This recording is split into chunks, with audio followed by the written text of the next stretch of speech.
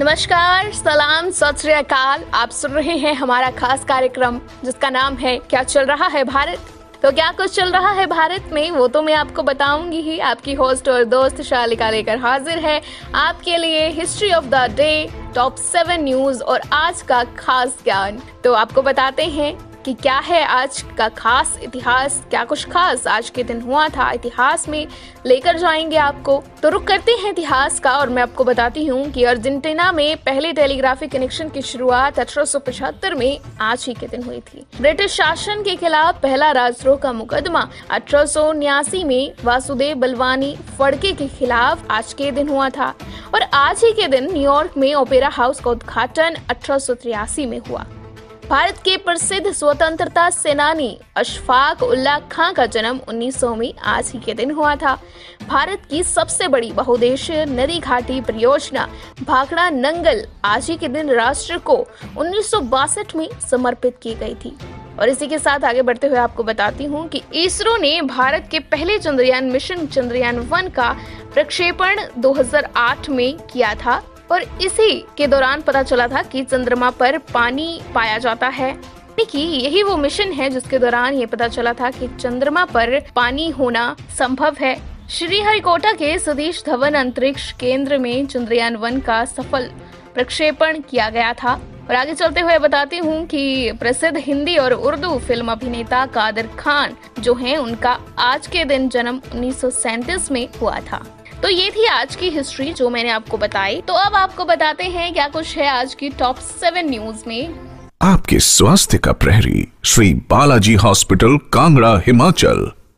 तो भारत ने नाग anti tank guide missile का सफलतापूर्वक अंतिम परीक्षण कर लिया है। भारत ने आज डीआरडीओ द्वारा विकसित नाग टैंक गाइड मिसाइल का अंतिम परीक्षण जो है वरहेड के साथ सफलतापूर्वक पूरा कर लिया है। परीक्षण सुबह 6:45 पर राजस्थान के पोखरण फील्ड फायरिंग रेंज में किया गया।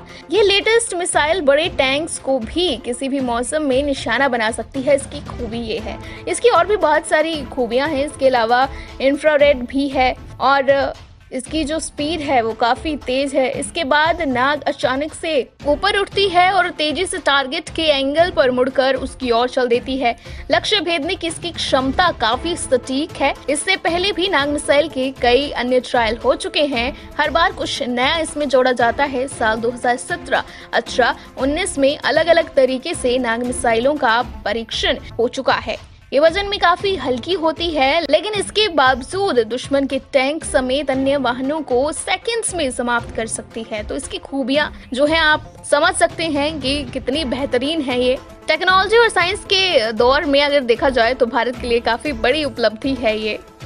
अगली खबर का रुख करते हुए बढ़ते हैं अगली खबर की ओर और अगली खबर जो है वो ऑक्सफोर्ड एस्ट्राजेनेका से है जहां पर कोविड-19 का परीक्षण चल रहा था वैक्सीन के लिए और वहां पर जो वॉलंटियर उसमें शामिल हुआ था उसकी मौत हो गई। ब्राजील के स्वास्थ्य प्राधिकरण एनवीसा ने ये जानकारी दी है और इस जानकारी के अनुसार विश्वविद्यालय द्वारा विकसित की जा रही थी कोविड-19 की वैक्सीन जो कि सबसे आगे चल रही है। इस वैक्सीन पर दुनिया सहित भारत की उम्मीदें भी टिकी हुई हैं। इसके बीच एस्ट्राजेनेका और ऑक्सफोर्ड विश्वविद्यालय द्वारा विकसित ये जो 19 वैक्सीन है कोविड-19 के लिए जो वैक्सीन बनाई जा रही है उसमें एक वॉलंटियर जो है उसकी मौत की खबर है। हालांकि इसकी अभी पुष्टि नहीं हुई है कि वॉलंटियर की जो मौत है वो वैक्सीन लेने के बाद हुई है या पहले, लेकिन ब्राजील के स्वास्थ्य प्राधिकरण एनवीसा ने ये जानकारी दी है कि वैक्सीन का जो परीक्षण है उसको रोका नहीं जाएगा, ये जारी रखा जाएगा। और साथ में मैं आपको ये भी बता दूं कि जो वॉलंटियर था वो 28 वर्षीय एक व्यक्ति था और ये रियो डी जेनेरियो में रहता था और कोविड-19 की जटिलताओं की वजह से उसकी मौत हो गई है।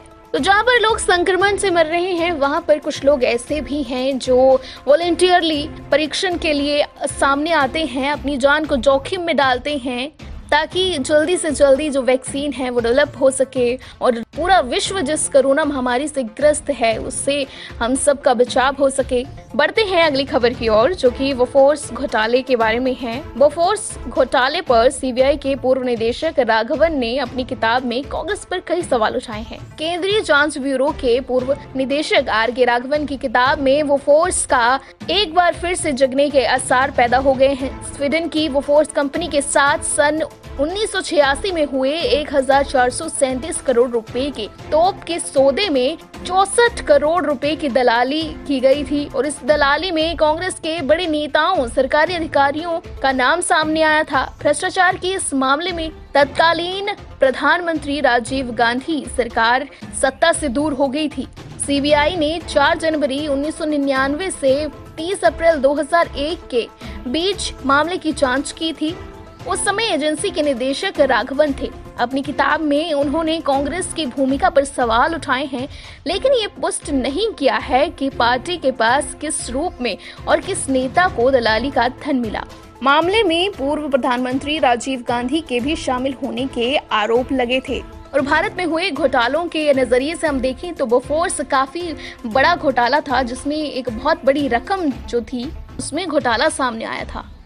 रुक करते हैं अगली खबर का, जो कि बालाकोट से है। बालाकोट में फिर खुला आतंक का कंट्रोल रूम, विदाइन हमले का अलर्ट।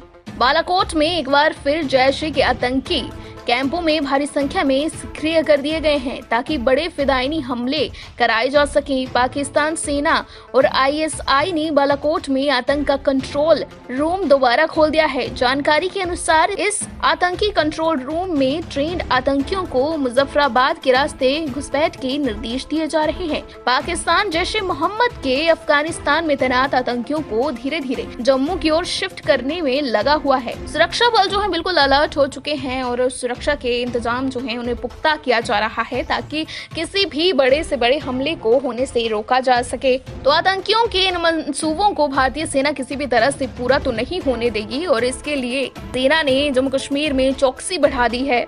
बात करते हैं अगली खबर की। ये खबर जो है वो एक रिपोर्ट पर निर्धारित है कि जो प्रदूषण का स्तर बढ़ रहा है उसकी वजह से जो नवजात बच्चे हैं उनकी मृत्यु दर जो है वो काफी तेजी से बढ़ रही है।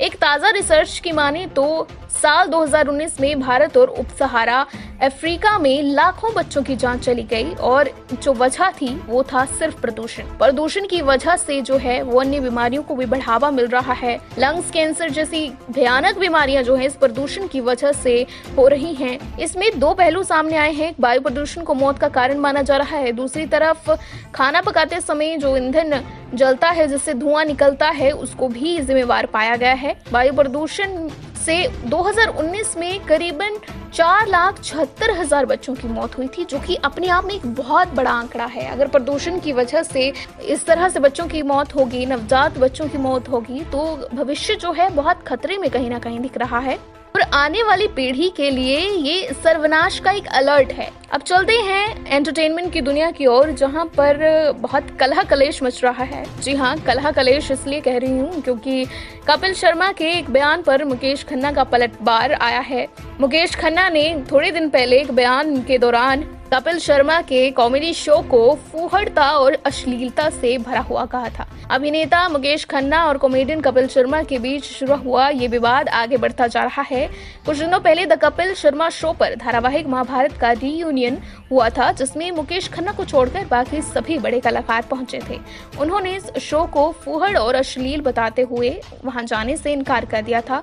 इसके बाद कपिल ने इस इंटरव्यू पर और इस विवाद पर अपनी प्रतिक्रिया दी थी। अब कपिल को जवाब देते हुए एक बार फिर से मुकेश खन्ना ने कहा है कि मेरा जो मकसद है वो ये नहीं है कि कपिल शर्मा का लोगों को हंसाना मुझे पसंद नहीं है, बल्कि जो हंसाने का तरीका है उसमें फोड़ता और अश्लीलता है। जिस तरह की भाषा का कपिल प्रयोग करते हैं वो मुकेश खन्ना को अच्छी नहीं लगती और मुकेश खन्ना ने कहा है कि मैं चाहता हूँ कि इस मुद्दे पर जो है वो ध्यान केंद्रित किया जाए। लोगों के चेहरों पर मुस्कान लाना अच्छी बात है, लेकिन मुस्कान लाने के लिए इसका मतलब ये नहीं कि आप किसी को कुछ भी कह जाएं। तो ये कुछ कहा है मुकेश खन्ना ने, जो कि बड़े अभिनेता हैं। अब बात करते हैं शो के लास्ट सेगमेंट की, जो है आज का ज्ञान। आज का ज्ञान हम आपके लिए लेकर आते हैं ताकि आपके ज्ञान में वृद्धि हो और आपके मन में कभी कोई सवाल इस तरह का उठा हो तो उस सवाल को एक जवाब मिल जाए। आज के ज्ञान में मैं आपको बताऊंगी कि मिट्टी के जो मटके होते हैं उनमें जो पानी हम भरते हैं वो ठंडा क्यों रहता है। ये अपने आप में कभी ना कभी हमारे मन में सवाल आता है। आजकल तो आधुनिक दौर चल रहा है, रेफ्रिजरेटर हमारे पास होते हैं पानी को ठंडा करने के लिए, लेकिन गाँव में देखा जाए तो लोग अब भी बहुत हद तक मटके, मिट्टी से बने हुए मटकों में पानी रखते हैं और उस पानी को पीते हैं। तो उसका जो पानी होता है काफ़ी ठंडा भी होता है। तो ऐसा क्यों है कि वो पानी ठंडा होता है? दरअसल मिट्टी के घड़े जो हैं उनमें छोटे छोटे सूक्ष्म छिद्र होते हैं, छेद होते हैं जिनमें पानी रिसता रहता है और जो घड़े की सतह होती है उस पे गीलापन रहता है। तो साफ है कि बाष्पोत्सर्जन की प्रक्रिया चलती है जिसमें जो घड़े की दीवारें होती हैं वो ठंडी रहती हैं। इसी के चलते ये जो मटके का पानी होता है वो भी ठंडा रहता है और पीने के लिए काफ़ी स्वादिष्ट भी होता है। अगर आप कभी गाँव गए हों या आपके पास मिट्टी का मटका हो तो उसमें पानी डाल के देखें, आप महसूस करेंगे इस चीज़ को कि ये पानी जो है काफ़ी ठंडा है और पानी जो पीने में काफ़ी स्वादिष्ट है, अलग उसका टेस्ट है बिल्कुल। तो बाष्पोत्सर्जन की जो प्रक्रिया है इसके चलते ही पानी जो है मिट्टी के घड़ों में वो ठंडा रहता है। तो ये थी आज के ज्ञान की बात और टॉप 7 मैंने आपको बताई, हिस्ट्री आज की बताई। इसी के साथ कल भी आपके साथ मुलाकात होगी और कुछ नए फैक्ट्स लेकर, कुछ नई हिस्ट्री लेकर, कुछ नई खबरों के साथ आपके साथ जुड़ूंगी। आज के लिए बस इतना ही, कल फिर मिलेंगे इसी समय और इसी शो में क्या चल रहा है भारत लेकर। आपकी होस्ट शालिका ठाकुर मौजूद होगी आपके लिए सिर्फ इस खास कार्यक्रम में। तब तक के लिए दीजिए इजाजत, धन्यवाद। आपके स्वास्थ्य का प्रहरी श्री बालाजी हॉस्पिटल, कांगड़ा, हिमाचल।